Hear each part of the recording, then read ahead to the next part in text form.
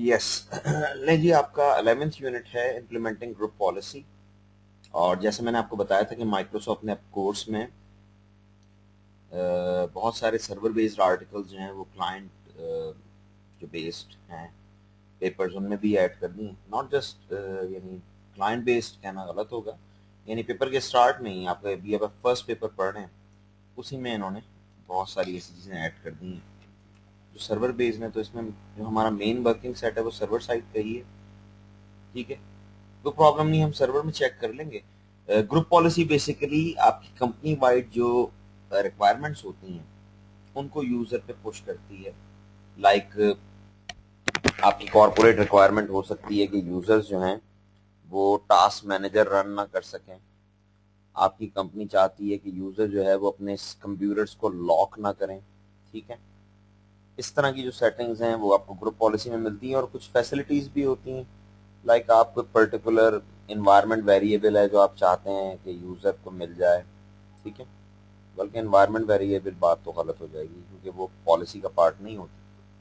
Generalise आप करके कह सकते हैं आप चाहते हैं यूजर को ऑफिस इंस्टॉल हुआ हुआ मिले उसके सिस्टम पे, आपको one by one her system पे इंस्टॉल ना करना पड़े, तो उसके लिए भी आप ग्रुप पॉलिसी इंप्लीमेंट करते हैं। तो बेसिकली ग्रुप पॉलिसी कंपनी की वो तमाम रिक्वायरमेंट्स जिनका ताल्लुक कंपनी की जो डेली कह लें प्रोसीजर से है, जो ऑपरेशंस का पार्ट है कि यूजर को क्या देना है क्या नहीं देना, विद रेफरेंस टू कंप्यूटर्स, वो तमाम चीज़ें आप यूजर एंड पे पुश कर देते हैं।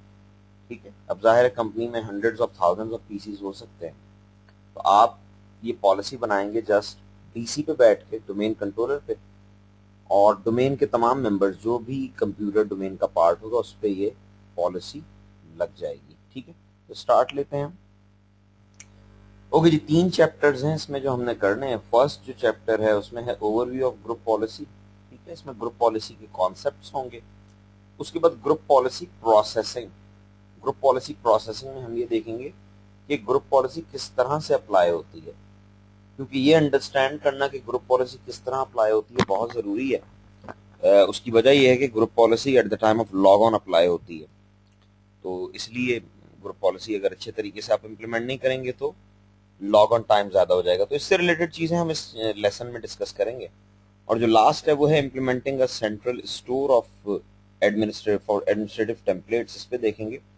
पहले हम अंडरस्टैंड करेंगे कि एडमिनिस्ट्रेटिव टेम्पलेट्स क्या हैं, और फिर हम इसकी सिग्निफिकेंस अंडरस्टैंड करेंगे कि एडमिनिस्ट्रेटिव टेम्पलेट्स जो ग्रुप पॉलिसी का पार्ट हैं उनके रेफरेंस से एक सेंट्रल स्टोर की जरूरत क्यों है।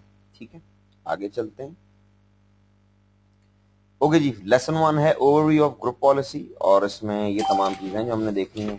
Components of group policy, multiple local GPOs, then storage of domain GPOs, what are group policy preferences, then what are starter GPO, delegating management of GPOs, and then छोटी सी lab है वो भी करके देखेंगे। तो सबसे पहले हम देखते हैं कंपोनेंट्स ऑफ जीपीओ। जी, ये आपको कंपोनेंट्स ऑफ ग्रुप पॉलिसी बता रहा है। Group policy setting define as specific configuration change to apply to a user और अ ग्रुप। और बेसिकली ये जो इसने बॉक्स आपको दिखाया है ये वो सेटिंग है जो आपको ग्रुप पॉलिसी के अंदर मिलती है। ठीक है, ऐसे बहुत सारी सेटिंग्स आपको मिलेंगी। A GPO is a collection of group policy settings that can be applied to a user, computer or both to enact changes। ठीक है, चेंजेस को यूजर एंड पे पुश करने के लिए आप ये करते हैं। मैं ग्रुप पॉलिसी आपको दिखाता हूँ ताकि आपको आइडिया हो जाए कि बेसिकली ये किस चीज़ की बात कर रहा है। डीसी पे हम लॉग ऑन हो जाते हैं।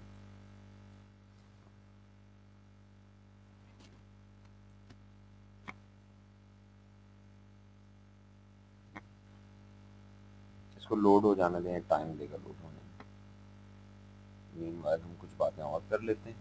ये बेसिकली मैं आपको दिखाना चाह रहा हूँ कि ये विंडो कहाँ से आती है। Okay, multiple local group policies. Local GPOs understand कर लें। Have a single computer configuration that applies to the computer for all user who logs on. ठीक है, आप मल्टीपल जीपीओज भी लगा सकते हैं। Have layers of user settings that can apply only to individual user not to groups. ठीक है, कोई ऐसी सेटिंग है जो पर्टिकुलर यूजर के रेफरेंस है तो आप लोकल जीपीओ भी बनाते हैं। लोकल जीपीओ का ताल्लुक सिंगल सिस्टम से है, आप ये कह लें लोकल ग्रुप पॉलिसी सेटिंग्स, बल्कि लोकल पॉलिसीज। ठीक है, ये प्रैक्टिकली यूज नहीं की जाती। प्रैक्टिकली आपको जीपीओ जो नजर नजर आएगा वो डोमेन बेस्ड होता है। ठीक है, लेकिन बहरहाल ये ऐसे सिस्टम्स जो लाइक एडमिनिस्ट्रेटर्स यूज कर रहे हैं तो वो अपने लोकल सिस्टम्स की सेटिंग्स चेंज कर देते हैं, या ऐसे सिस्टम्स हैं जो सिंगल पर्पज है उन पे ये किया जा सकता है। ठीक है, जैसे कियोस्क्स होते हैं, रिसेप्शनिस्ट का सिस्टम है, सिंगल पर्पज सिस्टम है, उन पे कर लें। अदरवाइज जो डोमेन वाइड सिस्टम्स होते हैं उन पे आप लोकल जीपीओ यूज नहीं करते बल्कि डोमेन बेस्ड जीपीओ यूज करते हैं। जी, स्टोरेज ऑफ डोमेन जीपीओ ये असल एरिया है जिस पे हमने बात करनी है। ग्रुप पॉलिसी कंपोनेंट्स पहले आपको बता रहा, देखें आप ग्रुप पॉलिसी ऑब्जेक्ट जब बनाते हैं तो ग्रुप पॉलिसी ऑब्जेक्ट अपनी इंफॉर्मेशन को दो जगहों पे स्टोर कर रहा होता है, ग्रुप पॉलिसी कंटेनर में और ग्रुप पॉलिसी टेम्पलेट में। हम आ जाते हैं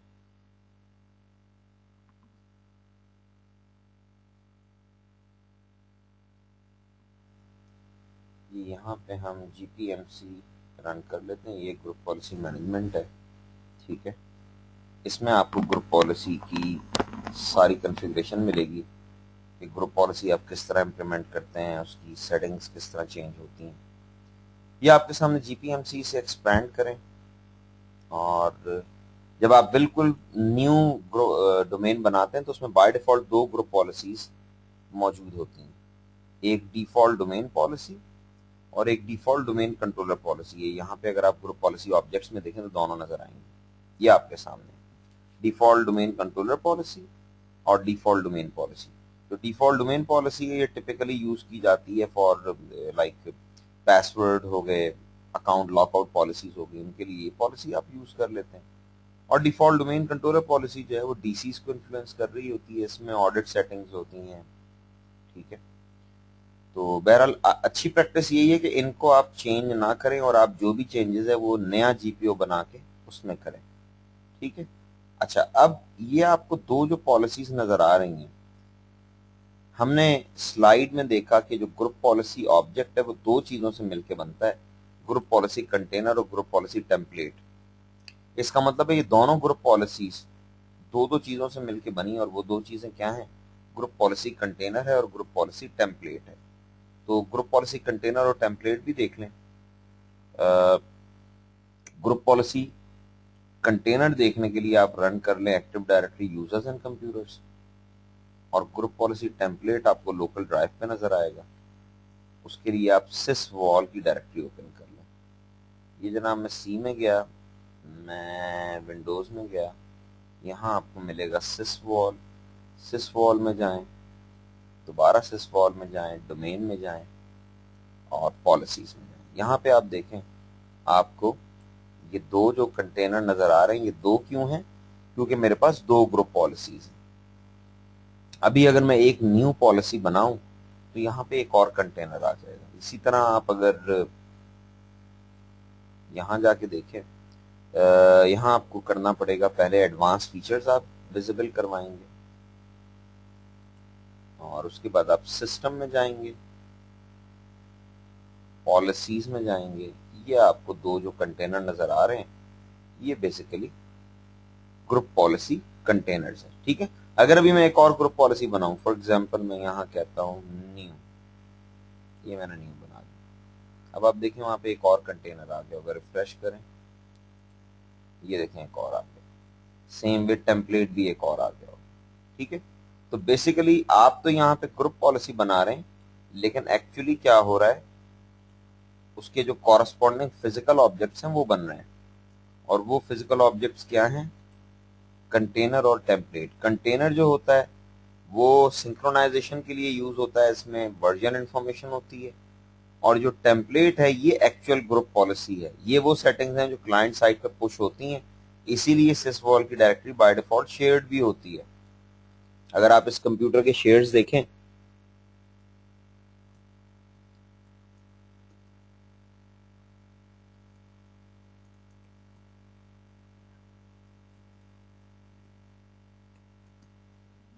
ये देखें ये मैंने इस कंप्यूटर के शेड्स देखे हैं क्योंकि ये डीसी है, तो ये मुझे एक शेयर नजर आ रहा है सिसवॉल का, और इसके सामने क्या लिखा हुआ है, लॉग ऑन सर्वर शेयर। इसका मतलब है डेफिनेटली ये लॉग ऑन में इसका कोई रोल है। जब यूजर लॉग ऑन होता है तो ये कोई काम करता है। तो ये क्या काम करता है, इसमें ग्रुप पॉलिसी पड़ी है जो यूजर पे अप्लाई होती है। ठीक है, ओके जी, आगे आ जाए। ये इसने GPU contains group policy settings, stores content in two locations. Group policy container is stored in ARDS, provides version information. ये हमने देखा भी। Group policy template है, stored in shared sysvol folder, provides group policy settings. ठीक है, ये जो previous slide में हमने चीज देखी थी, ये इसके लिए आप यहाँ पे अगर आप ग्रुप पॉलिसी की कोई सेटिंग, लाइक मैं यहाँ पे ग्रुप पॉलिसी को एडिट करता हूँ, ठीक है, और उसने एडमिनिस्ट्रेटिव टेम्पलेट की एग्जांपल दी है तो वही देख लेते हैं।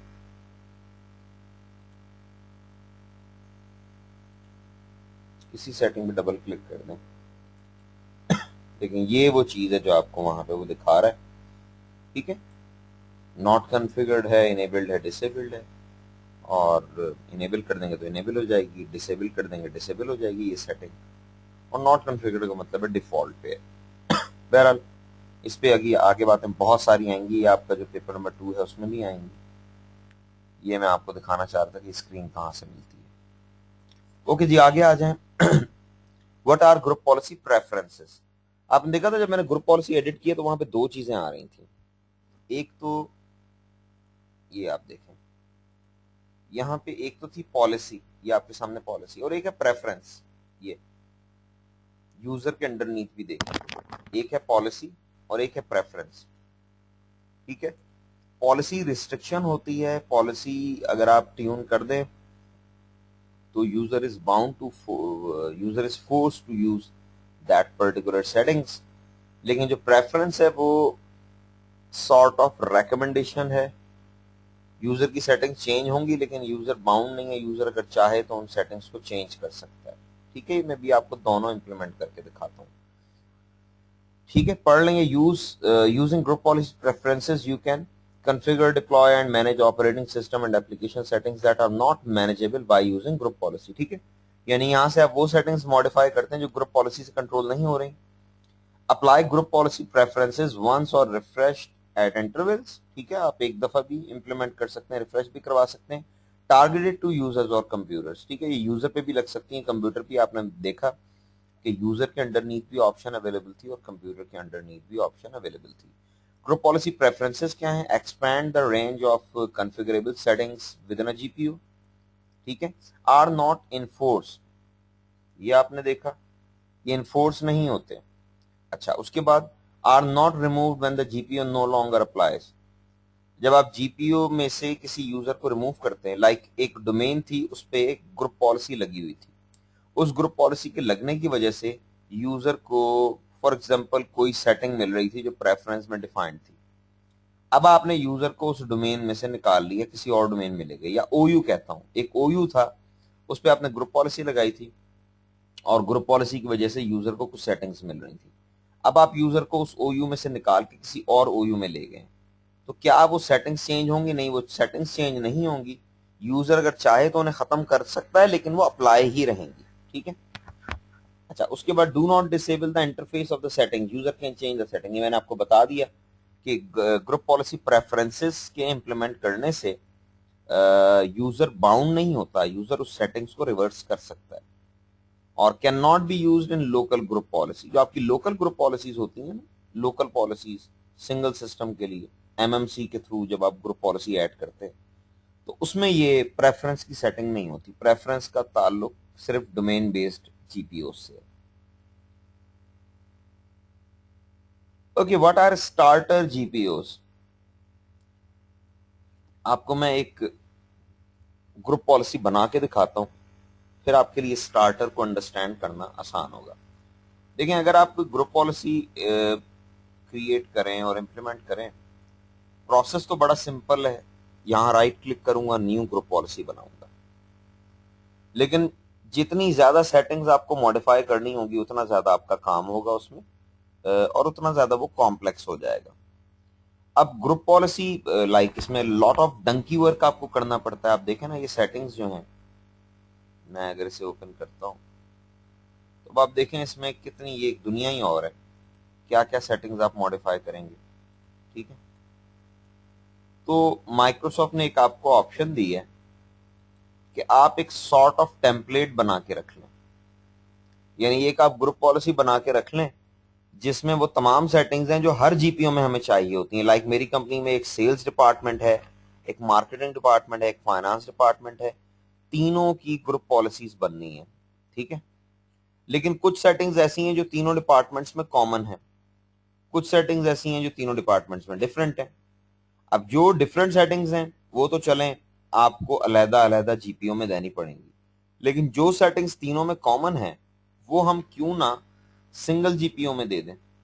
ठीक है, तो उसके लिए माइक्रोसॉफ्ट ने आपको ऑप्शन दी है कि आप क्या करें, आप स्टार्टर जीपीओ बना लें। ये देखें, ये क्या लिखा हुआ है, स्टार्टर जीपीओ। मैं यहां से न्यू करता हूं, स्टार्टर जीपीओ बना देता हूं। मैं इसका नाम रख देता हूं माय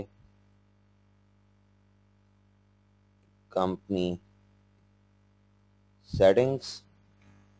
ठीक है जी, इसको मैं एडिट करता हूं और इसमें वो तमाम सेटिंग्स दे देता हूं जो कंपनी वाइड है। लाइक मैं यहाँ पे फॉर एग्जांपल यूजर कॉन्फ़िगरेशन में सिस्टम में जाके मैं कहता हूँ for example remove task manager को मैं इनेबल कर देता हूँ। ठीक है, तो आप देखें रिमूव टास्क मैनेजर जो है मैंने इनेबल कर दिया। अब मैं एक नया जीपीओ बनाता हूँ, न्यू जीपीओ। ठीक है, ये मैं बना रहा हूँ सेल्स के लिए, मैं यहाँ लिखता हूँ सेल्स।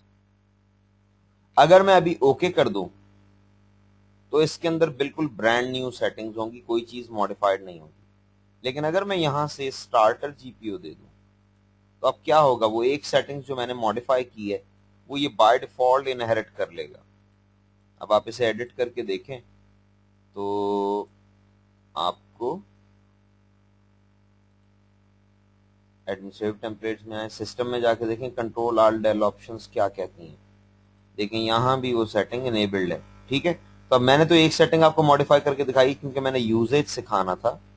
प्रैक्टिकली अगर आप सोचें तो you may have hundreds of options जो आप इसमें डिफाइन कर देंगे। ठीक है, अच्छा उसके बाद आप देखें ये जो आपका स्टार्टर जीपीओ है, ठीक है, ये आपके पास स्टार्टर जीपीओ है, इसको आप सेव एज कैबिनेट फाइल भी कर सकते हैं।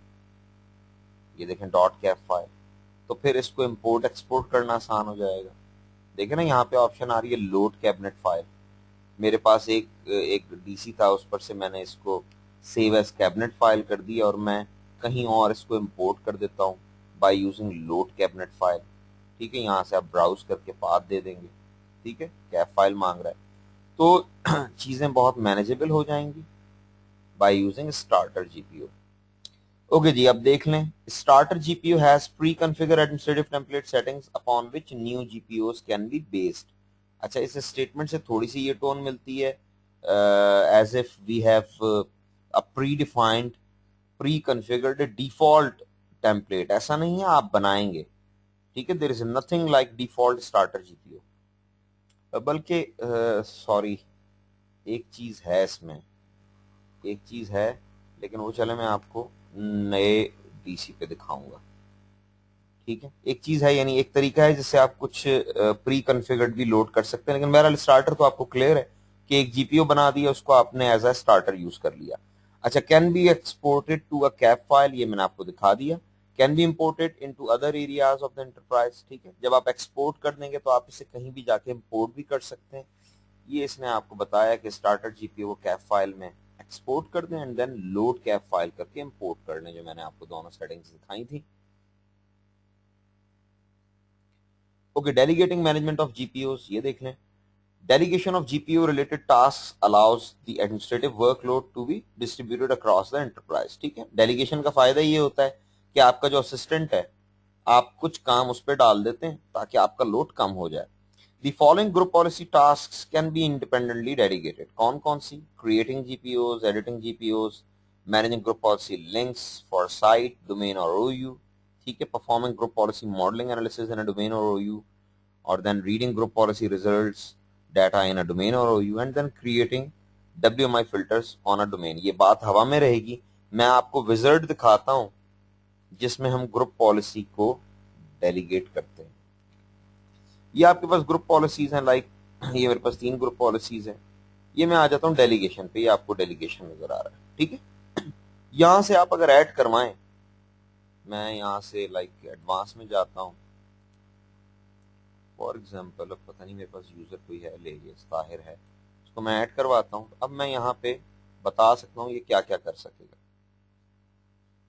ठीक है। और लेटर ऑन आप इसे एडिट भी कर सकते हैं, ठीक है। एडवांस में जाएं, आपके पास और ऑप्शंस भी हैं, ठीक है। Full control, read, right. एक मिनट जी, कहीं आपको आवाज तो नहीं जाना बंद हो गई?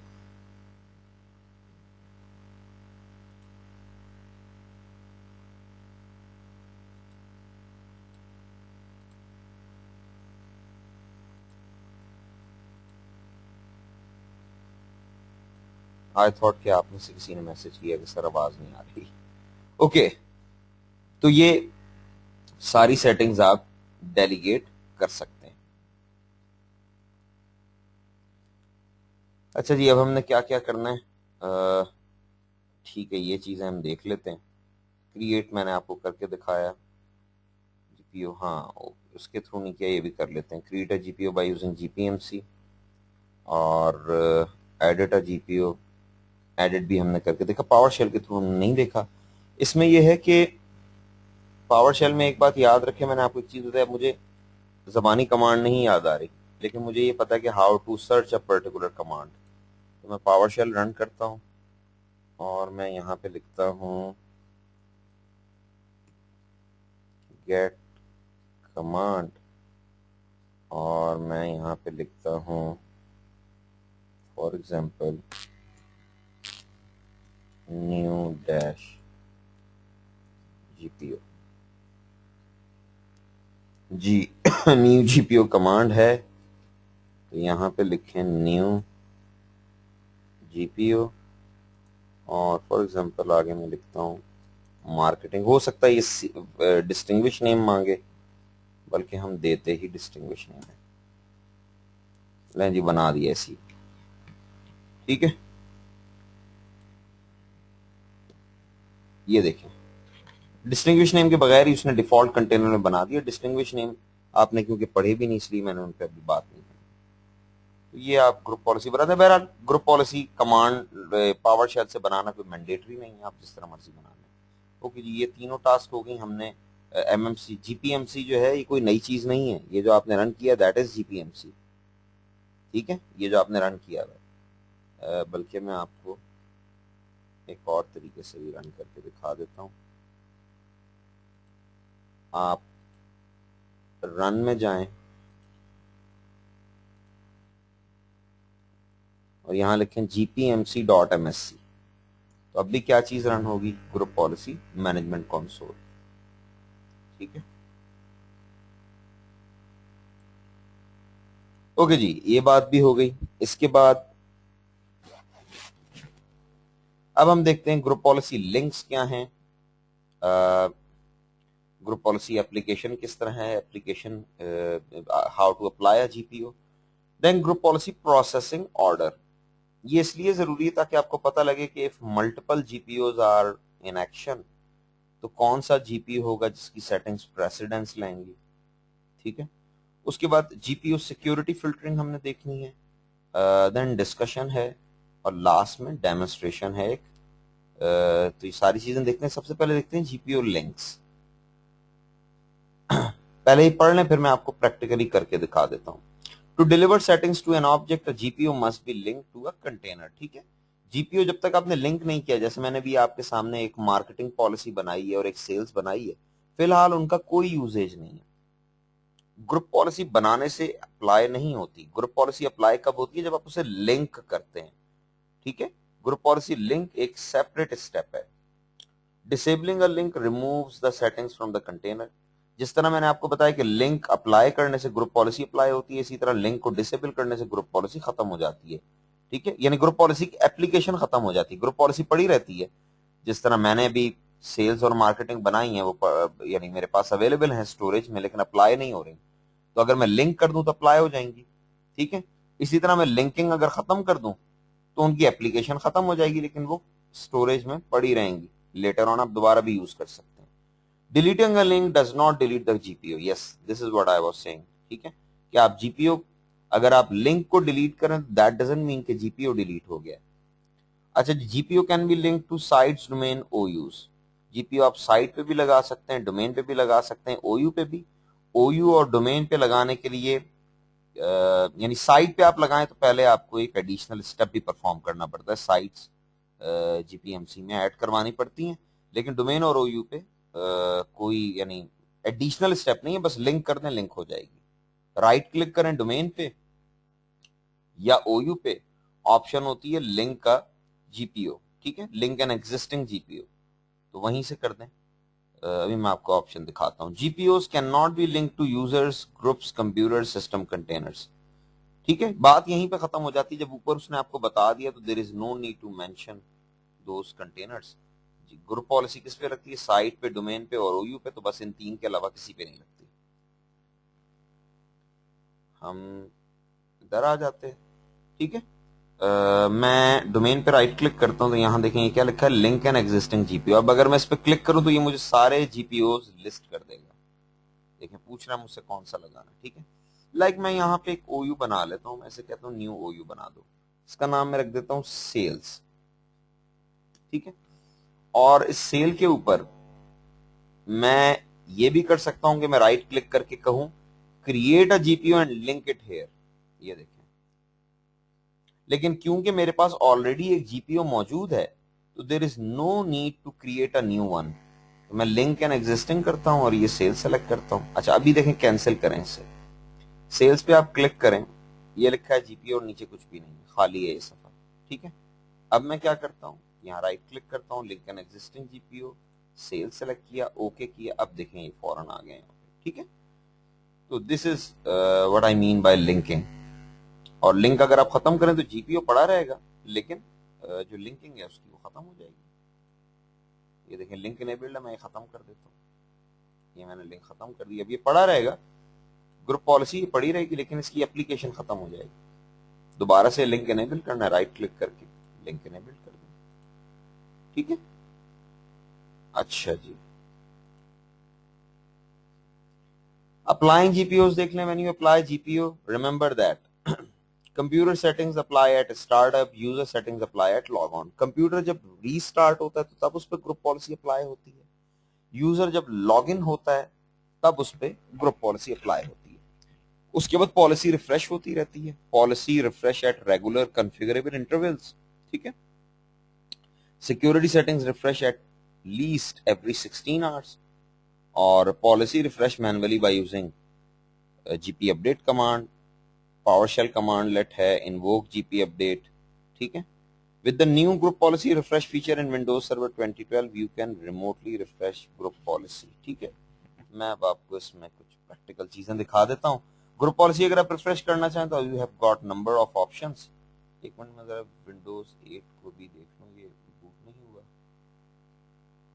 इसे भी बूट करवा दें क्योंकि लेटर ऑन एक चीज आएगी इसके लिए मुझे चाहिए होगा। जी, ग्रुप पॉलिसी रिफ्रेश करने के लिए चाहे आप कमांड लाइन से जीपी अपडेट कर दें। ठीक है, ये मैनुअल है। अगर आप ये नहीं भी करते, नो प्रॉब्लम। अगर आप ये नहीं भी करते तो अगर आप पॉलिसी को एडिट करें तो कहाँ पे होती हैं, मुझे मेरी मेमोरी जो है वो मेरा साथ दे दे। एडमिनिस्ट्रेटिव टेम्पलेट, सिस्टम, और सिस्टम में जाके यहाँ एक ऑप्शन होगी जीपीओ।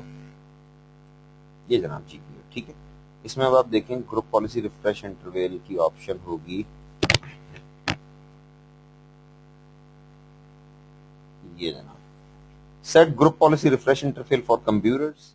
डबल क्लिक करें, आप इसे इनेबल कर दें, रिफ्रेश इंटरवल सेट कर दें खुद। ठीक है, और आप ये भी कर सकते हैं set group policy refresh interval for domain controllers. ठीक है, ये आई थिंक अगर आप इनेबल करें तो डिफॉल्ट में आई थिंक सो कि 50 मिनट्स होता है, 5 मिनट्स होता है, सॉरी। ठीक है, तो बहरहाल ये आपके पास सेटिंग है। अगर आप इसे मॉडिफाई कर दें तो आप अपनी मर्जी का टाइम भी दे सकते हैं। जो उसने न्यू फीचर कहा है एक, वो न्यू फीचर क्या है? वो न्यू फीचर ये है कि अगर आप OU पे राइट क्लिक करते हैं तो ये लिखा हुआ है ग्रुप पॉलिसी अपडेट। ठीक है, ये करने से भी ग्रुप पॉलिसी रिफ्रेश हो जाती है।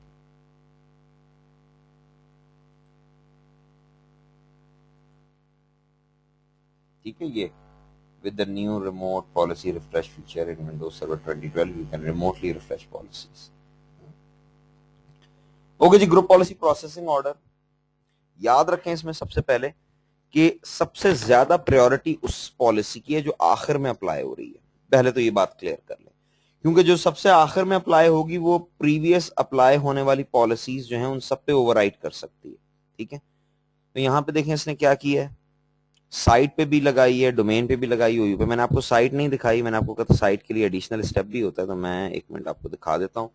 यहां आप देखें डोमेन पे भी मैं लगा सकता हूं ग्रुप पॉलिसी, कुछ नहीं करना पड़ा, राइट क्लिक करें, link an existing GPO. OU पे भी लग सकती है।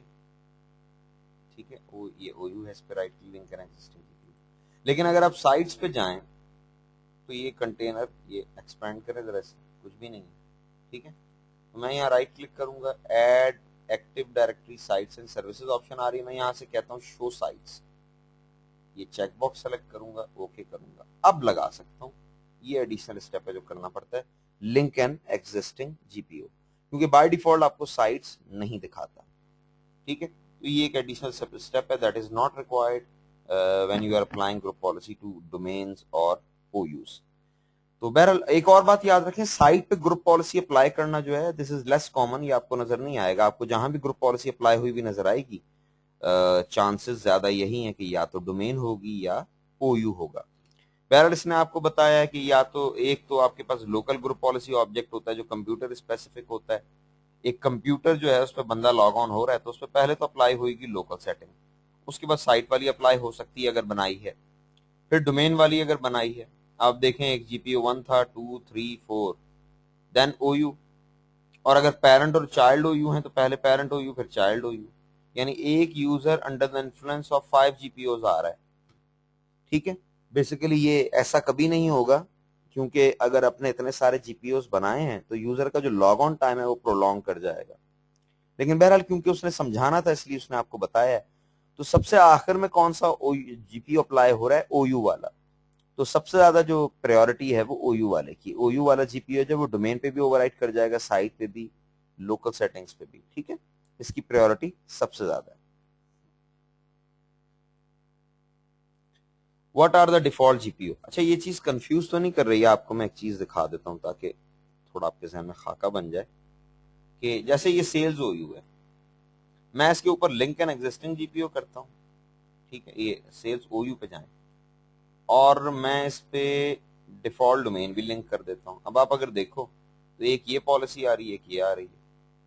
ठीक है, बल्कि इसको मैं ऊपर कर देता हूं जी, ये अब लिंक का ऑर्डर है, पहले डिफॉल्ट डोमेन पॉलिसी अप्लाई हो रही है, फिर सेल्स वाली अप्लाई हो रही है। फॉर एग्जांपल अब ये 2 जीपीओ के अंडर आ रहा है, तो ये ग्रुप पॉलिसी का बेसिकली प्रोसेसिंग ऑर्डर आ रहा है। एक ही कंटेनर पे एक वक्त में मल्टीपल ग्रुप पॉलिसीज हो सकती हैं। ओके जी, अब आ जाएं आगे। ये आपको डिफॉल्ट OUs बता रहा है जो आपने देखे थे, मैंने आपको दिखाए हैं। Default domain policy, default domain controller policies को पढ़ लें। Use to define the account policies for the domain, password, account lockout, Kerberos protocol. ठीक है, बेसिकली जो माइक्रोसॉफ्ट की रेकमेंडेड स्ट्रेटेजी है वो माइक्रोसॉफ्ट आपको ये कहता है कि जो डिफॉल्ट डोमेन पॉलिसी है उसमें आप पासवर्ड पॉलिसी बनाएं, अकाउंट लॉकआउट पॉलिसी बनाएं, Kerberos की सेटिंग्स दें, बाकी कोई चेंजेस इसमें ना करें। अगर आपने कंपनी वाइड पॉलिसीज बनानी है तो उसके लिए आप डिफॉल्ट डोमेन पॉलिसी को एडिट ना करें, बल्कि एक नया जीपीओ बनाएं और उसमें वो सेटिंग्स दें। और पासवर्ड और अकाउंट लॉकआउट और Kerberos प्रोटोकॉल की जो सेटिंग्स हैं वो कीप दो settings with the default domain policy. और इसी तरह डिफॉल्ट डोमेन कंट्रोलर पॉलिसी, ये सिर्फ डोमेन कंट्रोलर्स पे अप्लाई हुई भी होती है और इसके लिए भी माइक्रोसॉफ्ट की रिकमेंडेशन यही है। ये बेसिकली यूजर राइट्स और जो ऑडिटिंग है उसके लिए इसे यूज कर लें, बाकी जो सेटिंग्स हैं वो नया जीपीओ बना के उसमें दें, डिफॉल्ट डोमेन कंट्रोलर पॉलिसी को ना छेड़ें। ठीक है, use to define auditing policies defines user rights on domain controllers, ये एक जनरल अप्रोच है। लेकिन दैट डजंट मीन कि मैं डिफॉल्ट डोमेन पॉलिसी में अगर कोई और सेटिंग दूंगा तो वो अप्लाई नहीं होगी, अप्लाई वो भी हो जाएगी। ओके जी, जीपीयू सिक्योरिटी फिल्टरिंग देख लें। ठीक है, फिल्टर से समझ में आ जाना चाहिए कि कोई एक्सेप्शंस हैं, किसी चीज को अंदर डाल रहे हैं या बाहर निकाल रहे हैं। ठीक है, apply group policy permission, GPU has ACL delegation tab, click advance. वो कहता है डेलीगेशन टैब में एडवांस में जाएं आप, तो वहां पे आप एक्सेप्शंस डिक्लेयर कर सकते हैं। मैं अब आपको दिखाता हूं, ये आपकी ग्रुप पॉलिसी है। ठीक है, सेल्स पे मैं क्लिक करता हूं और ये सेल्स ओयू पे अप्लाई हुई है, लेकिन कुछ पर्टिकुलर यूजर्स हैं जिनको मैं चाहता हूं कि उन पे ये ग्रुप पॉलिसी अप्लाई ना हो। यानी सेल्स में हमारे पास हंड्रेड्स ऑफ यूजर्स हैं, उनमें से 5 यूजर्स हैं, 4 यूजर्स हैं जिन पे मैं ग्रुप पॉलिसी चाहता हूं कि अप्लाई ना हो। सबसे पहले तो ये करें, उन यूजर्स को आप एक ग्रुप में ऐड कर लें। आइडियल ये है कि ग्रुप बना लें, लेकिन अगर आप ग्रुप ना बनाए तो यूजर्स पे डायरेक्टली भी दे सकते हैं। अब करना क्या होगा, उनको पॉलिसी के इन्फ्लुएंस से बाहर निकालने के लिए आप डेलीगेशन में जाएंगे और एडवांस पे क्लिक करेंगे। एडवांस पे क्लिक करने के बाद आप उन्हें ऐड करवाएं। ठीक है, फॉर एग्जांपल मैं जनाब ये ऐड करवा देता हूं, और ऐड करने के बाद यहां पे नीचे आपके पास सेटिंग आ रही होगी अप्लाई ग्रुप पॉलिसी, ये इसे डिनाई कर दें। डिनाई करने से क्या होगा, अब उन पे ग्रुप पॉलिसी अप्लाई नहीं होगी। ठीक है, बात समझ में आती है। और आप ये भी कर सकते हैं कि इन सबको रिमूव कर दें जो अभी आ रहे हैं, और उसके बाद एडवांस में जाके ऐड करवाएं, और जिसे ऐड करवाएं उसको क्या कर दें, उसे अप्लाई ग्रुप पॉलिसी कर दें। ठीक है, तो ये आपके पास दोनों चॉइसेस हैं। अब ये पढ़ लें। वो कहता है apply group policy permissions, GPU has a this this this. उसके बाद default authenticated users have allow apply group policy permission. वो कहता है जो भी यूजर ऑथेंटिकेट हो रहा है उसके पास अलाउ हुई हुई है अप्लाई ग्रुप पॉलिसी, इसलिए जो भी यूजर डोमेन से ऑथेंटिकेट हो रहा है वो ग्रुप पॉलिसी रिसीव करेगा। नेक्स्ट वो कहता है scope only to users in selected global और यूनिवर्सल ग्रुप। उसके लिए क्या करें, ऑथेंटिकेटेड को रिमूव करें। ये नहीं बता रहा है कि अगर आपने सेलेक्टेड यूजर्स पे अप्लाई करनी है तो पहले ऑथेंटिकेटेड यूजर्स को रिमूव कर दें और उसके बाद ऐड अप्रोप्रिएट ग्रुप्स। ठीक है, do not scope to domain local group. ठीक है, आप ग्लोबल और यूनिवर्सल ग्रुप में से कोई ग्रुप ऐड करवा दें और उसको अलाउ कर दें अप्लाई ग्रुप पॉलिसी। और अगर इसके अदर वे अराउंड जाना है, यानी scope to users except for those in selected group, बड़ी सादा बात की है इसने, लेकिन लिखा ऐसे है कि कंफ्यूज हो रहे हैं। ये जो इसने स्टेटमेंट दी है इससे वो ये कहना चाहता है कि आप सेलेक्टेड यूजर्स पे ग्रुप पॉलिसी अप्लाई करना चाहते हैं तो ये स्टेप कर दें। और ये जो बात इसने की है इसमें वो आपको बता रहा है कि सिलेक्टेड यूजर्स पर से आपने रिमूव करनी है, यानी सब पे अप्लाई करनी है, कुछ पर से रिमूव करनी है। तो क्या करें, डेलीगेशन में एडवांस में जाएं, add appropriate group and then deny the apply group policy permissions. उन पे डिनाई कर दें, डिनाई हो जाएगी। दोनों चीजें मैंने आपको प्रैक्टिकली भी बता दी है किस तरह से। ओके जी, डिस्कशन है, ये आप पढ़ लीजिएगा, लेकिन चलें देख लेते हैं क्या है। रिव्यू द सिनेरियो, सिनेरियो इसमें नहीं है, मैं आपको लगता है सेंड कर दूंगा। सिनेरियो पढ़ना है आपने और फिर इसे सॉल्व करना है। ये मैं आपको आज सेंड करता हूँ, ये आपने खुद मुझे सॉल्व करके भेजना है। ठीक है, जो आपने पढ़ा है उसी में से आंसर होगा जी। क्या क्या करना है, use GP update to refresh policy. आप जीपी अपडेट से भी रिफ्रेश करते हैं, और जीपी रिजल्ट से एचटीएमएल फाइल आप जनरेट करते हैं, वो भी देख लेते हैं। और use the group policy modeling wizard to test the policy. Okay जी, ये हम तीनों काम करके देख लेते हैं। आप यहां आ जाएं, जीपी अपडेट के लिए तो बस सिंपली आप ये कमांड दें तो जीपी अपडेट हो जाती है। ठीक है, और जो इसने कहा ना टेस्ट, टेस्ट वो ये कहना चाहता है कि आप टेस्ट करना चाहते हैं। लाइक मैं काम करता हूँ, मैं डिफॉल्ट डोमेन पॉलिसी को एडिट करता हूँ और पॉलिसीज में जाता हूँ। इधर चले जाएं, जो आपने अभी किया है वही कर लें, आसान हो जाएगी बात।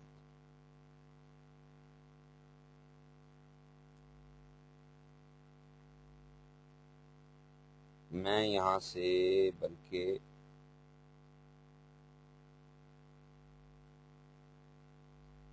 कंट्रोल पैनल में जाएं और सिस्टम में जाएं और कंट्रोल ऑल ऑप्शन में मैं कहता हूँ रिमूव टास्क मैनेजर। आप अभी देख लें मेरे पास टास्क मैनेजर अवेलेबल है, ठीक है, ये टास्क मैनेजर डिस्प्ले हो रहा है। मैंने कहा इनेबल कर दो इसे, अप्लाई किया, ओके किया और जीपी अपडेट कर दिया, ठीक है।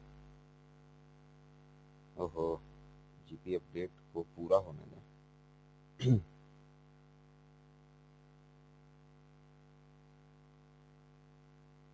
लें जी, computer policy update has completed successfully, user को भी अपडेट कर दे। अब आप राइट क्लिक करें, देखिए टास्क मैनेजर ग्रे हो गया, टास्क मैनेजर की ऑप्शन मुझे नहीं मिल रही, ठीक है। अगर मैं कंट्रोल आल्ट इंसर्ट भी करूं तो इसमें भी टास्क मैनेजर की ऑप्शन नहीं मिलेगी मुझे, ठीक है। तो बहरहाल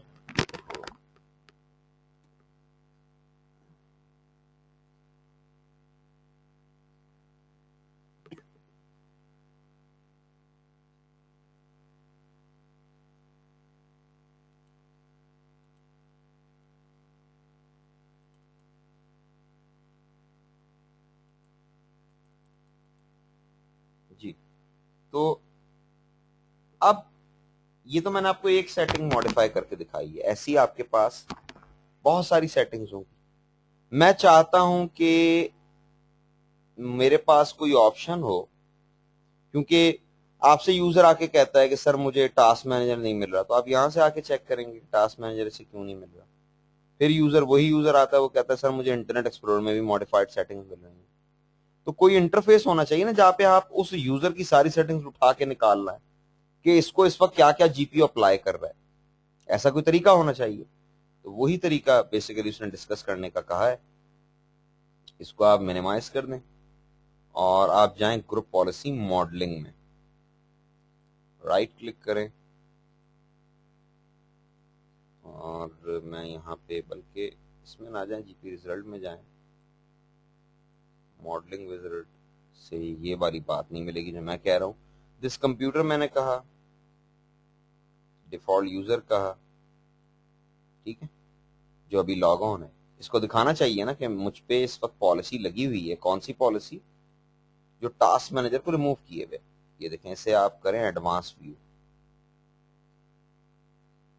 और ये सिर्फ वो पॉलिसीज दिखाएगा आपको जो मुझ पे इम्प्लीमेंटेड है, जो मुझ पे इम्प्लीमेंट नहीं हुई भी वो नहीं दिखाएगा। मजेदार बात ये है।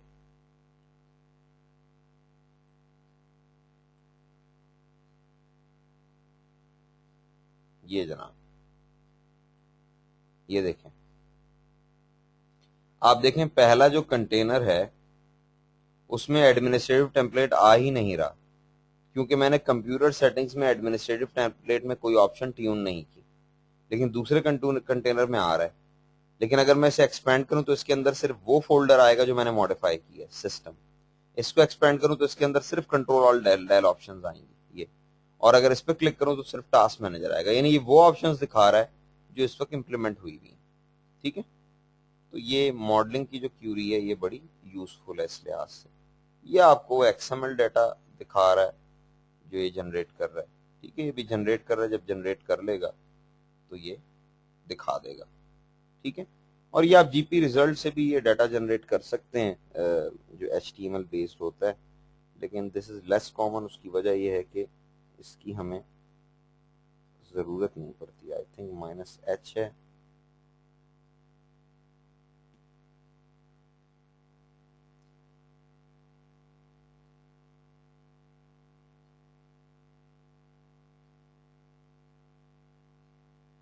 सी यूजर्स एडमिनिस्ट्रेटर्स में जाएं, सी यूजर्स एडमिनिस्ट्रेटर्स, ये जनाब टेस्ट आपकी रिपोर्ट जनरेट होगी एचटीएमएल फॉर्म में, ठीक है। उसने स्लाइड में ये भी रिक्वायर किया था।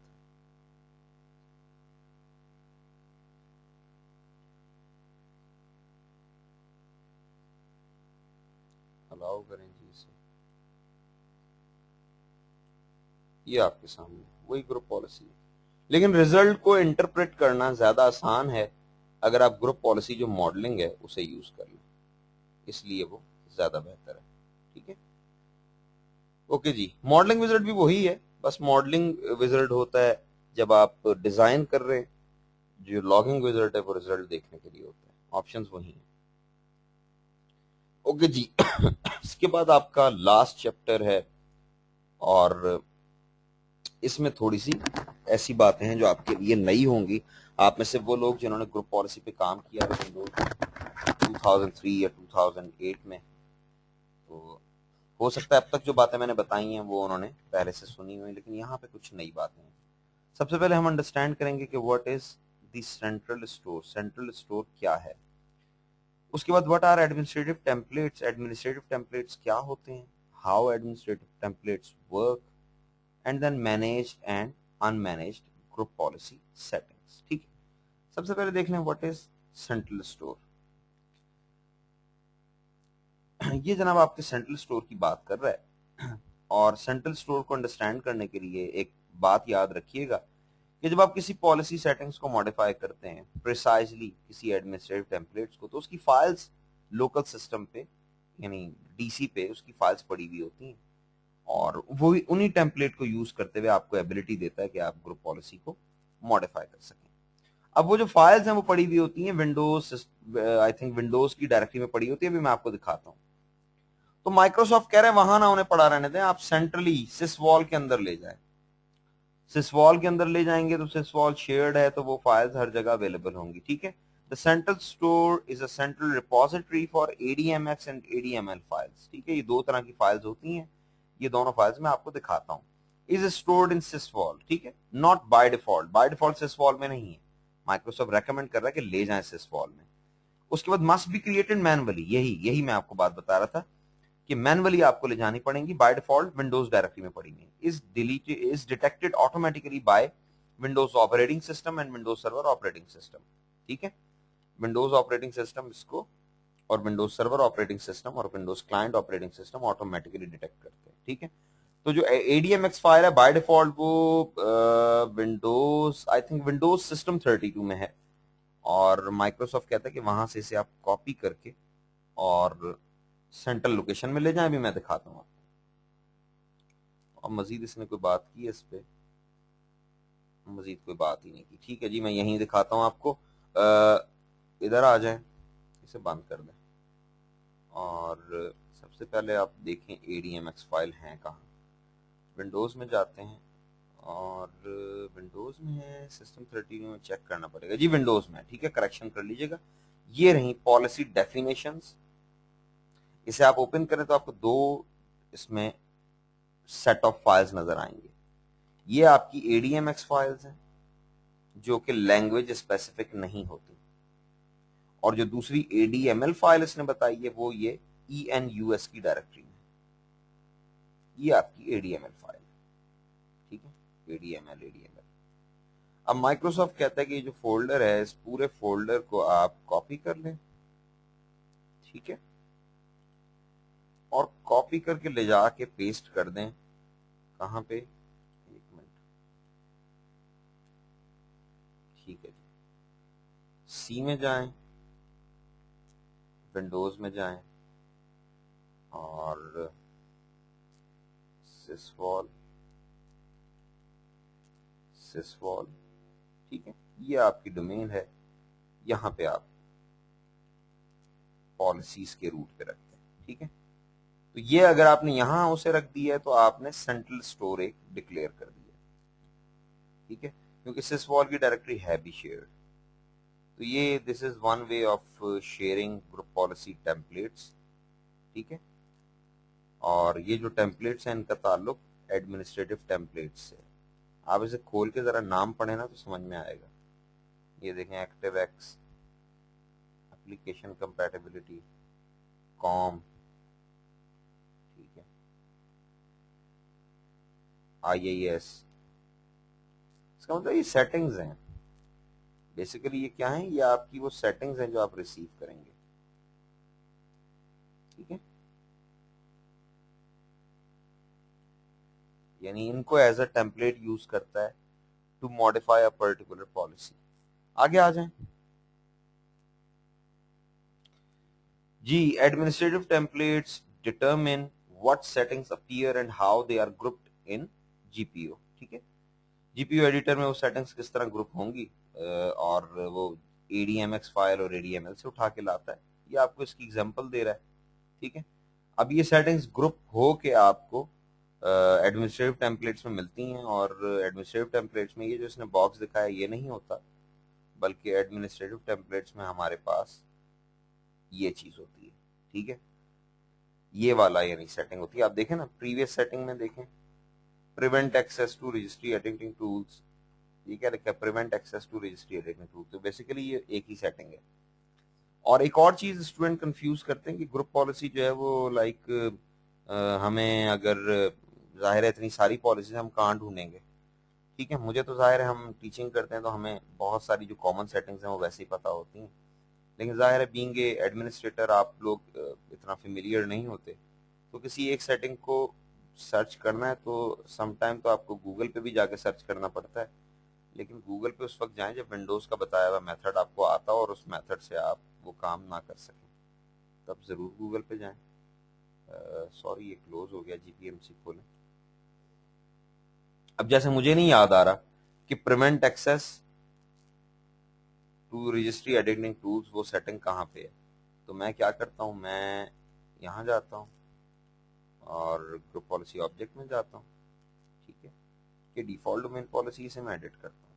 ठीक है, और एडिट करने के बाद जनाब मैं, एक मिनट इसको क्लोज करें, आप इस डिफॉल्ट डोमेन पॉलिसी पे राइट क्लिक करें और राइट क्लिक करके filter options, where is filter settings,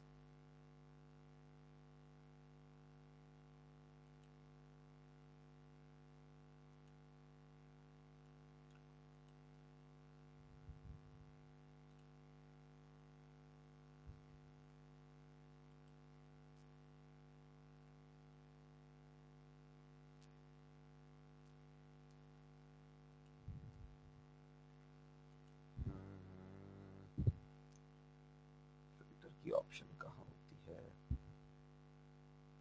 container के ऊपर राइट क्लिक करें और यहाँ भी नहीं है,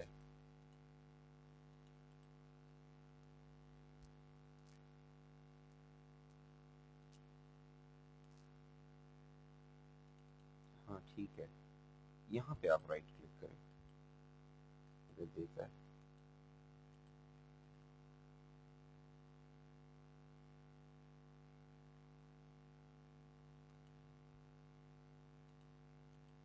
यस, ये देखें फिल्टर, यहाँ पे फिल्टर ऑप्शंस में जाएं और मैं इधर लिखता हूँ, जैसे मैं अभी क्या ढूंढना चाह रहा हूँ, मैं अभी ढूंढना चाह रहा हूँ रजिस्ट्री एडिटिंग टूल्स। ठीक है, तो मैं इनेबल कीवर्ड फिल्टर्स करता हूँ, यहाँ लिखता हूँ रजिस्ट्री, ओके कर देता हूँ, एक्सपैंड करें, सिस्टम पे क्लिक करें। ठीक है, अभी आपको जहां जहां रजिस्ट्री लिखा नहीं उठा लाया। ठीक है, मैं दोबारा फिल्टर में जाता हूँ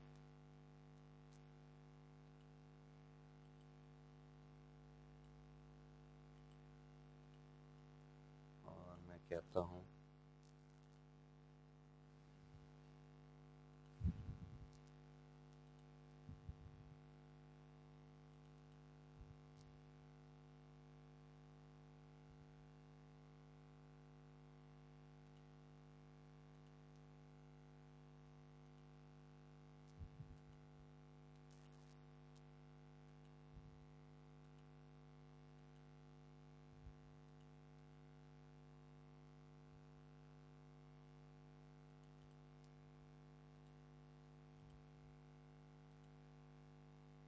इसको हटा दें। असल में हुआ ये है कि उसे जहाँ अकेला एडिटिंग भी मिल रहा है ना तो वो उठा लाया, खाली रजिस्ट्री रहने का काम ज़्यादा आसान है।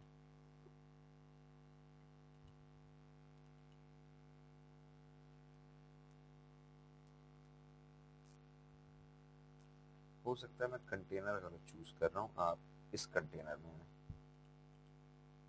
और फिल्टर ऑन करें, एडिटिंग में जाएं और यहाँ पे लिखें रजिस्ट्री। ठीक है, अब एक्सपैंड करें, सिस्टम में जाएं और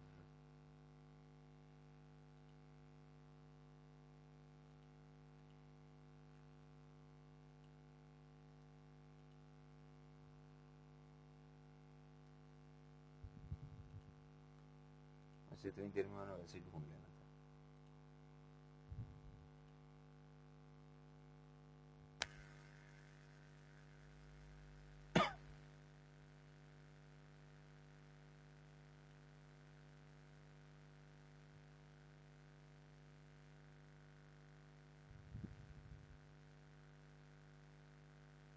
चलें जी, फिल्टर ऑफ करें।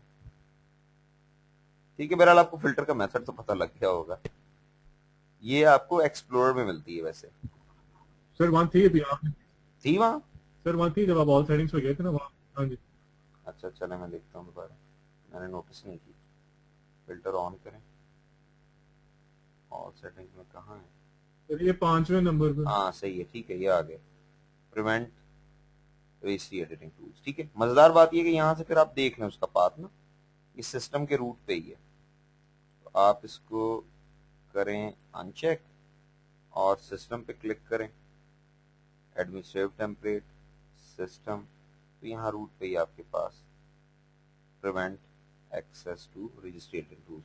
बहरहाल कहने का मकसद ये कि किसी पर्टिकुलर सेटिंग्स को सर्च करना, at one side you have hundreds of thousands of options, on the other end after filtering आपके पास 10-15 सेटिंग्स आ जाती हैं, तो उसमें से एक सेटिंग को फिर सॉर्ट आउट कर लेना ज़्यादा आसान होगा।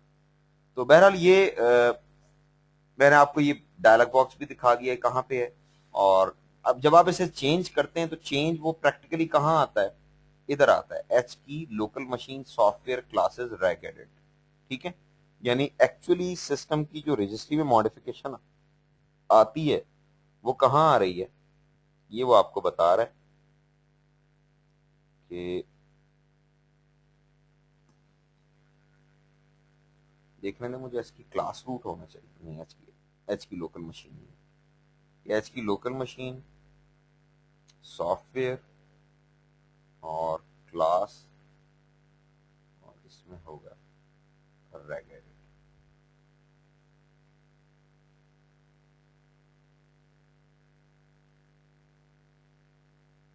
Dot rag I think. ठीक है, ये आपके पास ऑप्शन है, आगे आ जाए, एक मिनट ठहरें। Policy settings in the administrative template node make changes to the registry. ठीक है, वो कहता है एडमिनिस्ट्रेटिव टेम्पलेट में जो पॉलिसीज की ऑप्शंस होती हैं वो बेसिकली पॉलिसी से रिलेटेड ऑप्शंस होती हैं, वो रजिस्ट्री को चेंज करती हैं। और उसके बाद उसने एग्जांपल इसकी दे दी है कि to prevent access to registry editing tool settings change the values of the this. ठीक है, आपको यानी इसको जाके छेड़ने की जरूरत नहीं है, आप मॉडिफिकेशन कर दें ग्रुप पॉलिसी में, उसका इम्पैक्ट यही होगा। ओके जी, managed and unmanaged policy settings. ठीक है, वो कहता है एडमिनिस्ट्रेटिव टेम्पलेट्स जो है उसमें मैनेज पॉलिसी सेटिंग्स भी हैं, अनमैनेज पॉलिसी सेटिंग्स भी हैं। ठीक है, मैनेज पॉलिसी सेटिंग्स क्या है? User interface is locked, UI is locked, यानी यूजर इंटरफेस लॉक हो गया तो फिर यूजर चेंजेस नहीं कर सकेगा। User cannot make a change to the settings. ठीक है, changes are made in one of 4 reserved registry keys. ठीक है, और वो रजिस्ट्री कीज में आपको, मुझे जबानी नहीं याद, मैं आपको सेंड कर दूंगा, बल्कि नोटपैड में शायद अगर लिखी हुई है और यहाँ डिस्प्ले हो रही है।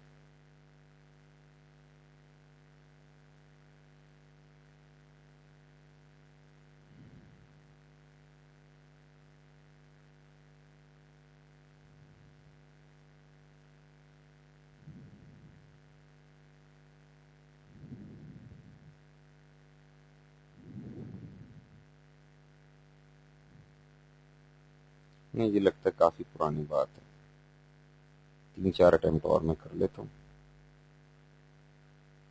मुझे ना नाम नहीं याद आ रहा रजिस्ट्री कीज। एक्चुअली 4 इसके पाथ हैं जो मैंने लिख के रखे हुए हैं, क्योंकि मुझे याद नहीं रहते। तो वो ये है कि कभी स्टूडेंट्स को अगर देने हो।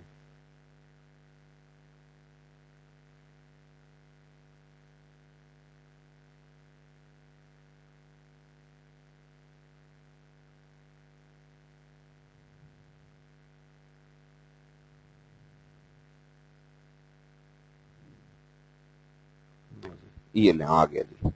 क्लिक करें इस पे रजिस्ट्री पे, तो आपके पास 4 बेसिकली कीज आ रही हैं, जो ये बस ये 3, ये भी नहीं, सॉरी मैं यहाँ पे लिखता हूँ।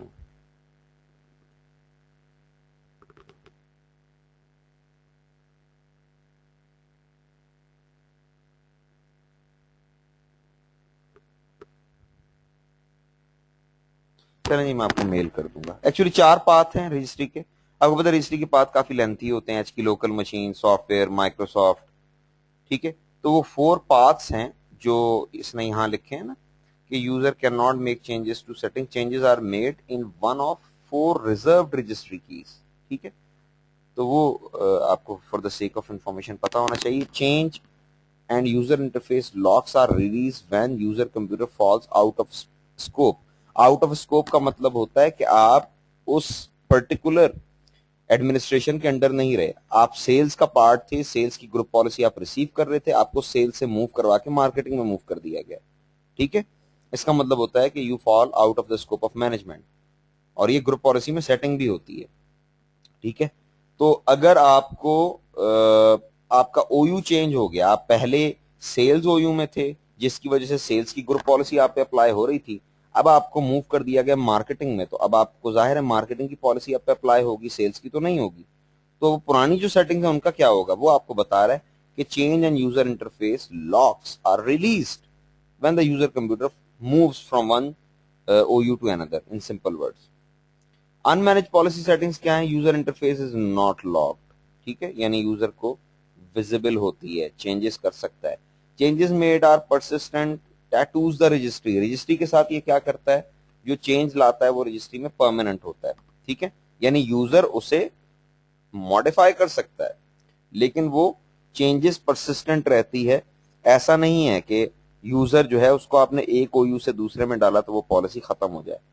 Only manage settings are shown by default, ठीक है, जो मैनेज सेटिंग्स हैं वही नजर आती हैं यूजर को। और set filter options to view unmanage settings, जो हम अभी देख रहे थे कि फिल्टर ऑप्शंस के थ्रू आप अनमैनेज सेटिंग्स जो है वो देख सकते हैं, ताकि आप उनको ट्यून भी कर सकें। ये लैब सिनेरियोज आ गए, और ये लैब का रिजल्ट है, ये आपने करना है और फिर हम डिस्कस कर लेंगे। यूनिट आपका ये खत्म हो गया।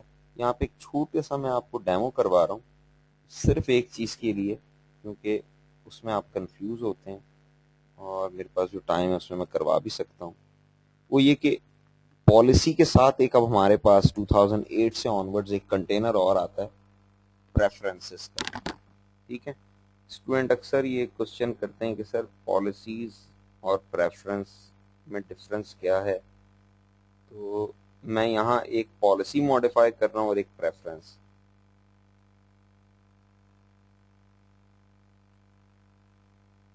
इसको अब देख लें कि ये है भी उसमें या नहीं। हाँ जी, ये डोमेन में ही है। आप देखें यहाँ पे टास्क मैनेजर इनविजिबल हो गया, ठीक है। और क्योंकि इनविजिबल हो गया है, मैं कंट्रोल आल्ट इंसर्ट करता हूँ, देखें यहाँ भी टास्क मैनेजर गायब हो गया। इधर जाएं और डिफॉल्ट डोमेन पॉलिसी को एडिट करें, पॉलिसीज में जाएं,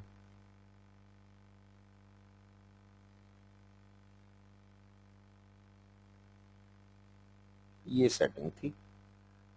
अगर अभी मैं इसे नॉट कॉन्फ़िगर कर दूं तो क्या ये अप्लाई रहेगी? जी, आंसर दें। क्या अब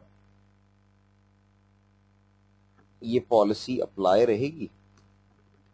जीपी अपडेट करें, सॉरी, मैंने नॉट कॉन्फ़िगर कर दिया है। क्या टास्क मैनेजर वापस यूजर को मिल जाएगा? मिल जाएगा सर। मिल जाएगा, ठीक है। क्यों मिल जाएगा? क्योंकि जाहिर है डिफॉल्ट पे पॉलिसी चली जाएगी, तो डिफॉल्ट पे जाने की वजह से अब उसे टास्क मैनेजर अवेलेबल हो जाएगा, ठीक है। अभी रिफ्रेश हो रही है और हो सकता है यूजर को लॉग ऑफ होकर लॉग ऑन होना पड़े, बल्कि कर देते हैं। साइन आउट करें, दोबारा साइन इन करें।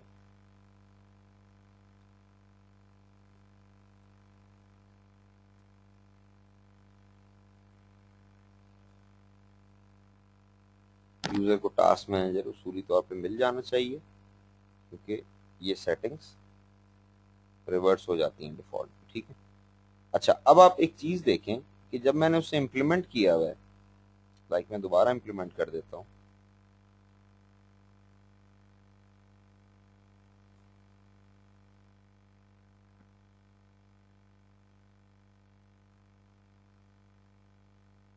तो इम्प्लीमेंटेड स्टेट में वो सेटिंग्स यूजर को अवेलेबल ही नहीं रहती, ठीक है।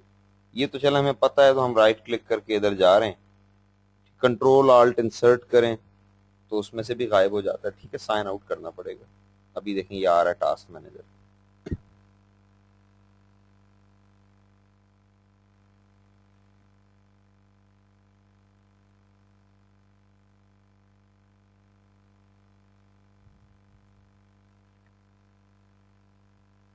ठीक है।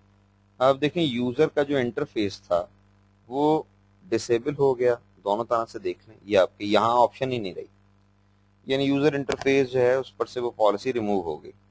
लेकिन अगर आप डिफॉल्ट पे जाते हैं वापस आ जाती है। असल चीज ये है कि अब यूजर को वो ऑप्शन मिल ही नहीं रही कि यूजर उसे चेंज कर सके। अब मैं एक सेटिंग्स प्रेफरेंस के थ्रू लगाता हूं, वो यूजर को रिसीव तो हो जाएगी, लेकिन यूजर अगर उसे रिमूव करना चाहे तो वो कर देगा।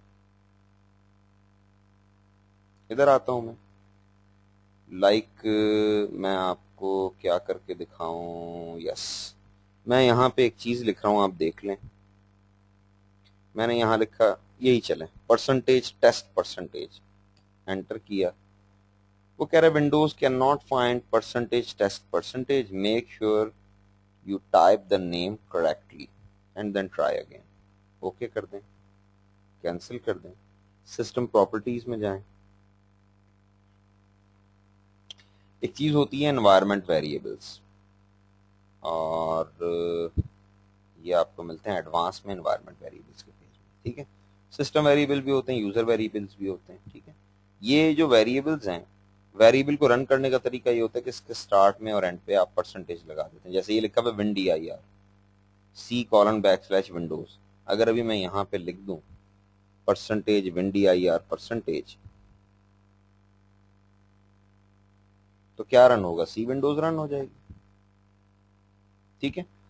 तो लाइक आप ग्रुप पॉलिसी से भी ये काम कर सकते हैं, लेकिन ये काम आप ग्रुप पॉलिसी से नहीं करेंगे, आप किससे करेंगे, रेफरेंस से, यानी ग्रुप पॉलिसी का ही एक कंपोनेंट, लेकिन उसे एक्चुअली ग्रुप पॉलिसी का कंपोनेंट नहीं कहा जाता, पॉलिसी नहीं है वो।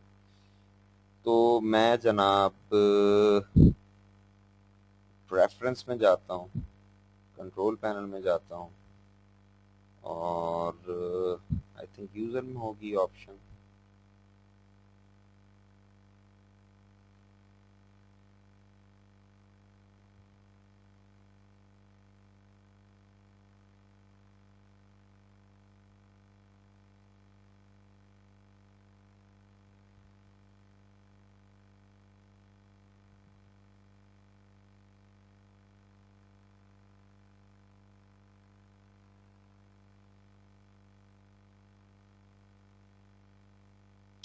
होने तो यूजर में ही चाहिए।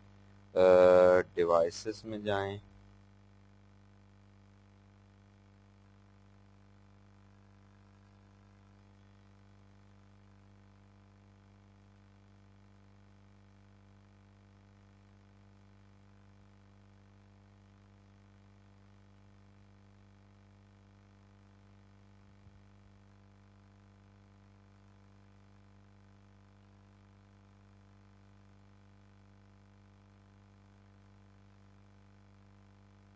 ये जनाब ये री एनवायरनमेंट, ठीक है, मैं गलत जगह ढूंढ रहा था, न्यू एनवायरनमेंट वेरिएबल, ठीक है। क्लिक करें इस पे, और मैं यहाँ पे कहता हूँ क्रिएट कर दो, ठीक है। वेरिएबल का नाम मैं लाइक टेस्ट दे देता हूँ, ठीक है, कोई आप नाम दे दे, नाम में कुछ नहीं रखा। वैल्यू में मैं दे देता हूँ C:\\विंडोज स्लैश system32/calc.exe। अब होना ये चाहिए कि टेस्ट का वेरिएबल जब रन हो तो कैलकुलेटर चल पड़े, क्योंकि वैल्यू में मैंने Windows system32 and then calc दिया। सिस्टम वेरिएबल इसे मैं बना देता हूँ।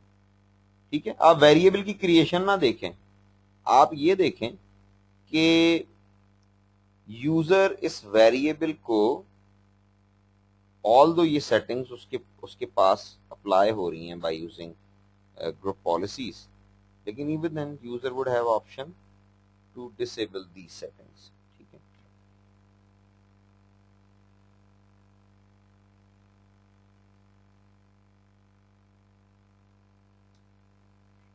मैं आता हूं, आप सिस्टम प्रॉपर्टीज इस पे ओपन कर लें उसी तरह।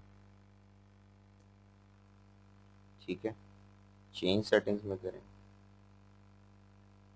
एडवांस में जाएं, एनवायरनमेंट वेरिएबल्स में जाएं, बल्कि आप पहले तो टेस्ट रन करें ना, और देखें टेस्ट रन करने से कैलकुलेटर रन होता है। नहीं रन हो रहा है इसका मतलब है चेंजेस नहीं हुए। रन नहीं हो रहा तो चेंजेस नहीं हुई, लॉग ऑफ करें, दोबारा से लॉग इन हो जाए।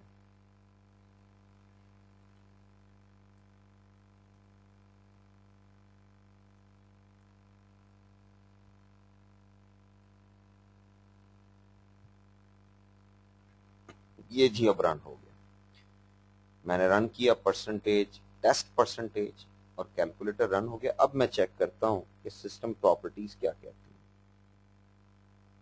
तो मैंने चेंज पे क्लिक किया, मैं गया एडवांस में, एनवायरनमेंट वेरिएबल में गया, यहां पे मुझे टेस्ट के नाम से वेरिएबल नजर आना चाहिए।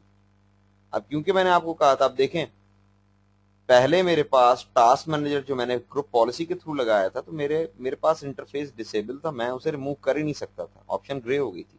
How about this environment variable, delete करें जी, ओके करें, लें जी खत्म हो गया। ठीक है, तो प्रेफरेंस को इसलिए कहा जाता है कि प्रेफरेंस सॉर्ट ऑफ रिकमेंडेशन है। ठीक है, user is not bound to use those settings. ठीक है, अब जाहिर है रिमूव हो गया है, तो देखें एरर आ रहा है उस पर, वेरिएबल है ही नहीं, अब एग्जिस्ट नहीं करता। बात क्लियर होती है? लेकिन अब आपको अगर कोई क्वेश्चन है तो वो कर लें। और वैसे हमारे पास 7-8-9 मिनट है, तो हम जो है वो अगला यूनिट भी स्टार्ट कर सकते हैं वैसे।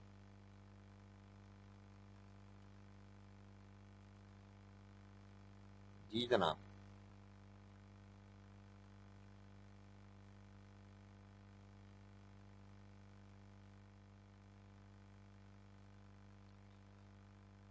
जी, securing Windows server using group policy. अब हमने ग्रुप पॉलिसी ही इम्प्लीमेंट करनी है, लेकिन हम इसको सिक्योरिटी के पर्सपेक्टिव से देखेंगे।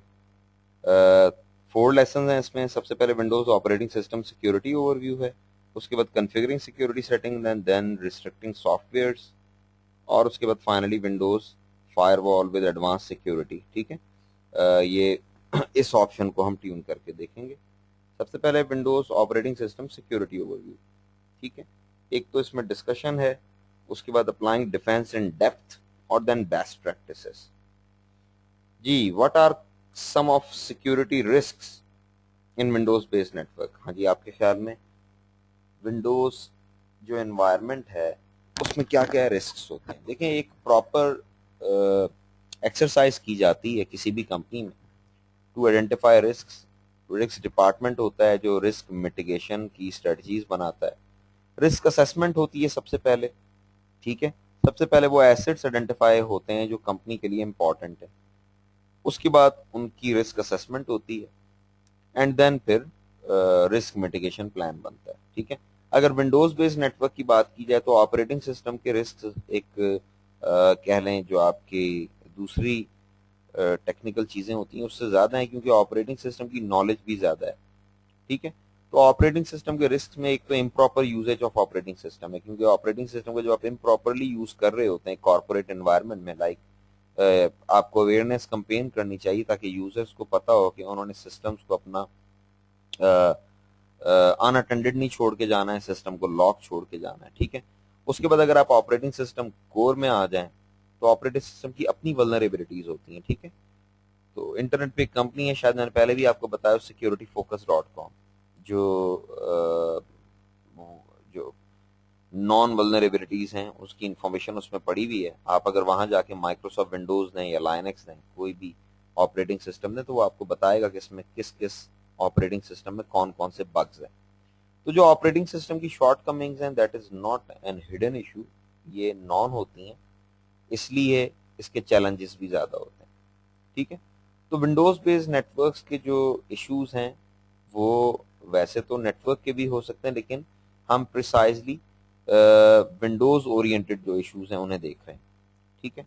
तो विंडोज की अपनी शॉर्टकमिंग्स हैं, क्योंकि माइक्रोसॉफ्ट की प्रोडक्ट यूज ज्यादा होती है, इसमें हार्डवेयर सपोर्ट सबसे ज्यादा है, इसमें एप्लीकेशन सपोर्ट ज्यादा है, फ्लेक्सिबल है। तो जहां भी फ्लेक्सिबिलिटी होगी वहां पे सिक्योरिटी शायद वो डिजायर्ड सिक्योरिटी आपको ना मिल सके। तो इसके लिए फिर क्या करना पड़ता है? इसके लिए आपको विंडोज अपडेट इनेबल करनी पड़ती है, आपको फायरवॉल इनेबल करना पड़ता है, आपको एंटीवायरस इंस्टॉल करना पड़ता है to properly guard your system, ठीक है। बातें इसमें और भी ज्यादा हैं। ओके जी, अप्लाइंग डिफेंस इन डेप्थ। ये डिफेंस इन डेप्थ क्या होता है? डिफेंस इन डेप्थ का मतलब होता है using computer technologies to achieve something, ठीक है। यानी डिफेंस इन डेप्थ हुआ टू अचीव सिक्योरिटी। आप सिक्योरिटी अचीव कर रहे हैं और आपने डिफरेंट लेयर्स पे टेक्नोलॉजीज को यूज किया है। आप नेटवर्क साइड पे भी यूज कर रहे हैं, आप सॉफ्टवेयर साइड पे भी यूज कर रहे हैं, तो इसकी डिटेल पढ़ लें। Applying defence in depth to increase security. Defence in depth uses a layered approach to security, reduces an attacker's chance of success, ठीक है, increases an attacker's risks of detection, ठीक है। अटैकर अगर अटैक कर रहा है तो एक तो उसकी सक्सेसफुल होने के चांसेस कम कर देता है, और इस चीज को इंक्रीज करता है कि जो रिस्क हैं एसोसिएटेड उसको, यानी उसके पकड़े जाने का, कि जो I wouldn't say it risk, ठीक है, अटैकर्स को यानी डिटेक्ट करने के आपकी जो अपॉर्चुनिटीज हैं वो बढ़ा देगा, ठीक है। पॉलिसीज, प्रोसीजर्स एंड अवेयरनेस, ये भी आपको बता रहा है कि डिफरेंट लेयर्स। एक तो आपकी पॉलिसीज, प्रोसीजर्स एंड अवेयरनेस आप करें, जैसे मैंने आपको एग्जांपल दी कि सिक्योरिटी अवेयरनेस कैंपेन होती है, आप यूजर को ट्रेन करते हैं कि सिस्टम को अनअटेंडेड नहीं छोड़ के जाना, लॉक करके जाना है, ठीक है। रिमूवेबल मीडिया को प्रॉपरली यूज करना है। उसके बाद फिजिकल सिक्योरिटी है, जिसमें गार्ड हैं, लॉक्स हैं, ट्रैकिंग डिवाइसेस हैं। पॉलिसीज एंड प्रोसीजर्स में डॉक्यूमेंटेशन होती हैं, ठीक है। आपकी सिक्योरिटी पॉलिसीज जो हैं वो पोर्टल पे पड़ी हो, तमाम लोग देख सकें, उन्हें पता हो how to comply policy. User जब लॉग ऑन हो तो उसे आप टिप ऑफ द डे दे दें, उस टिप ऑफ द डे में आपको स्क्रिप्ट चला दें और उसमें लिखा हुआ हो, यानी वो एक टेक्स्ट डिस्प्ले कर दे स्क्रीन पे जिसमें लिखा हो कोई सिक्योरिटी की टिप दी हुई हो, ठीक है। उसके बाद perimeter, आपके फायरवॉल्स हैं, नेटवर्क एक्सेस क्वारंटीन कंट्रोल है, ये आपका perimeter सिक्योरिटी में आता है। नेटवर्क सेगमेंट्स हैं, आईपी सेक है, फोरफ्रंट टीएमजी 2010 है। ये आपका आपको बेसिकली ना वो एरियाज बता रहा है जो मिल के डिफेंस इन डेप्थ को बिल्ड कर रहे हैं। होस्ट बेस्ड सिक्योरिटी है, जिसमें सिस्टम हार्डनिंग है, ऑथेंटिकेशन है, अपडेट मैनेजमेंट है। और उसके बाद एप्लीकेशन की सिक्योरिटी है, एप्लीकेशन हार्डनिंग, एंटीवायरस है।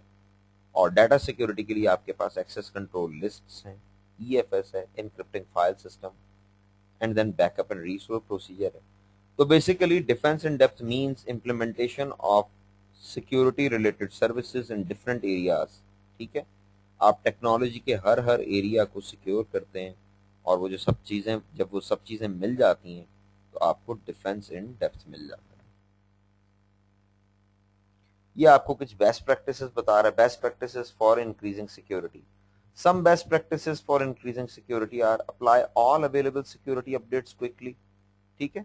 आप विंडोज अपडेट का जो प्रोसेस करते हैं उसमें डिफरेंट कैटेगरीज ऑफ अपडेट होती हैं। कुछ अपडेट्स जो हैं वो सिक्योरिटी रिलेटेड होते हैं, जिनका ताल्लुक डायरेक्टली सिक्योरिटी से होता है, और उन्हें आप अवॉइड नहीं करते, उन्हें आप फौरी तौर पे अप्लाई करते हैं, ठीक है। वैसे याद रखें कि प्रोडक्शन की जो मशीन्स होती हैं उन पे अपडेट्स टेस्ट किए बगैर नहीं अप्लाई की जाती। उसके बाद follow the principle of least privilege. अगर किसी यूजर को एक फाइल रीड करनी थी तो उसे फुल कंट्रोल देने की जरूरत नहीं, उसे रीड ही दें, ठीक है। ये होता है प्रिंसिपल ऑफ लीस्ट प्रिविलेज, कि उसको इतने ही राइट्स दें जितने उस टास्क को परफॉर्म करने के लिए रिक्वायर्ड हैं, उससे ज्यादा ना दें। Restrict console login, interactive login जो है वो रिस्ट्रिक्ट करें, यूजर जो है वो कंसोल पे फ्रीली ना बैठ सके। बल्कि डाटा सेंटर्स में तो ये होता है कि डाटा सेंटर के अंदर आप लॉग ऑन नहीं होते, आप बाहर से लॉग ऑन होते हैं। ठीक है, डाटा सेंटर के अंदर आप नहीं जाते, आपको बाहर टेस्ट मशीन कह रहा हूँ, आपको एडमिनिस्ट्रेटिव पैनल दिया जाता है, एडमिनिस्ट्रेटिव पैनल, और वो आप अपने लैपटॉप पे एडमिनिस्ट्रेटिव टूल्स इंस्टॉल करते हैं एंड देन आप अपने लैपटॉप के थ्रू कनेक्ट होते हैं। ये नहीं होता कि आप डाटा सेंटर के अंदर जाके सर्वर पे इंटरेक्टिवली लॉग ऑन हो रहे हैं। रिस्ट्रिक्ट फिजिकल एक्सेस, फिजिकली आपके सिस्टम सिक्योर हो।